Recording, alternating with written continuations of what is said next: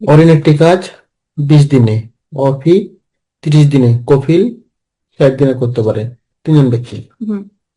অফি ও কফিল একত্রে যদি প্রত্যেক তৃতীয় দিনে অরিনকে সাহায্য করে, তবে কাজটি কতদিনে সম্পূর্ণ হবে?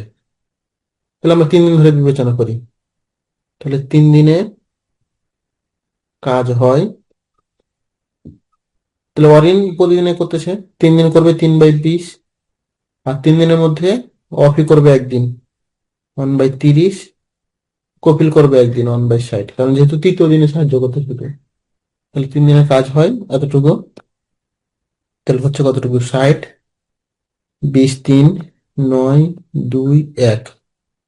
তাহলে 9 দিয়ে 11, 12/60। 12/60 মানে হচ্ছে 1/5 অংশ। তাহলে 1/5 অংশ শেষ হচ্ছে 3 দিনে। তাহলে পূর্ণাংশ শেষ হবে কত? শেষ হয় 3 দিনে। এক অংশ শেষ হয়, তাহলে কত হবে? 15 দিনে। এটা আনসার।